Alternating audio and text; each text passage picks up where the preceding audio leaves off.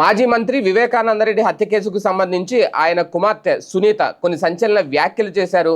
తనను బలవంతంగా సంతకం చేయమని కోరారని, ముగ్గురే చంపారు వివేకానందరెడ్డిని అనేది. కానీ ఆమె ఆ సంతకం చేసే ముందు వాళ్ళు రాసిన లేఖ చదివిన తర్వాత దానికి అంగీకరించలేదు అంటూ కొన్ని అంశాలను అయితే తెర మీద తీసుకొచ్చారు.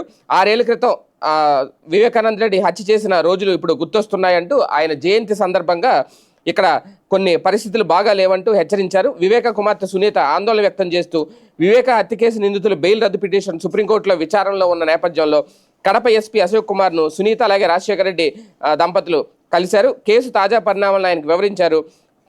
తన తండ్రిని గొడ్డలతో నరికి చంపి గుండుపోటుగా చిత్రీకరించి సోషల్ మీడియాలో ప్రచారం చేశారు. హత్య తర్వాత అక్కడికి వెళ్ళి నాకు ఒక లేఖ ఇచ్చారు. ఆదినారాయణ రెడ్డి, బీటెక్ రవి, అప్పట్లో టీడీపీలో ఉన్న సతీష్ కుమార్ రెడ్డి మా నాన్నను చంపినట్లు ఉన్న ఆ లేఖపై సంతకం చేయాలి అన్నారు.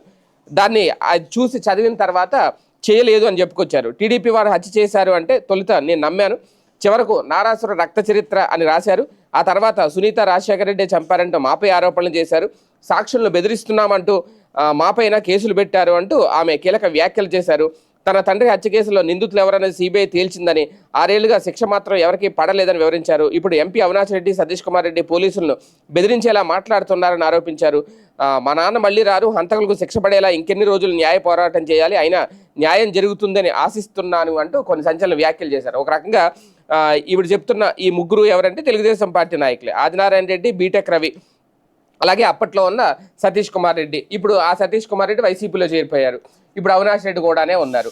కాకపోతే ఇప్పుడు మళ్ళీ ప్రధానంగా ఆరోపిస్తున్నది ఏంటంటే అవినాష్ రెడ్డి వైపు కేసు మొత్తం ఇది. ఓకే, ఆమె ఆరోపణలు, ఆమె అనుమానాలు ఏదైనా కానివ్వండి, ఇక్కడ సిబిఐ అయితే తేల్చేసింది. సిబిఐ అయితే ఇంకా ఎంక్వైరీ అయితే క్లోజ్ అయిపోయింది. ఒక రకంగా సిబిఐ ఆల్రెడీ చెప్పేసింది సుప్రీంకోర్టులో, దర్యాప్తు అయితే ముగించేసాం, ఇక దర్యాప్తు చేయడానికి ఏమీ లేదు.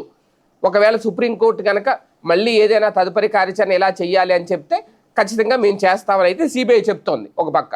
కాకపోతే ఇక్కడ మాత్రం అనుమానం ఏంటంటే ఇప్పుడు బయట ఎవరైతే బెయిల్ మీద ఉన్నారో ఈ కేసులో వాళ్ళ బెయిల్ రద్దు చేయాలి అనేది ప్రధానంగా సునీత కోరుతున్న పరిస్థితి. అది ఎంతవరకు సాధ్యం అవుతుంది అనేది ఈ నేపథ్యంలోనే తాజాగా అప్పట్లో లేఖ రాశారు. వీళ్ళ ముగ్గురే చంపారు అని చెప్పి ఈమెను సంతకం పెట్టమన్నారు అనేది ఇప్పుడు గుర్తు చేయడానికి ఇది పొలిటికల్ కోణంలో చూడాలా, లేదంటే మళ్ళీ ఈ కేసు మొదటికి వచ్చే అవకాశం ఉందా అనేది వేచి చూడాల్సిన అంశం.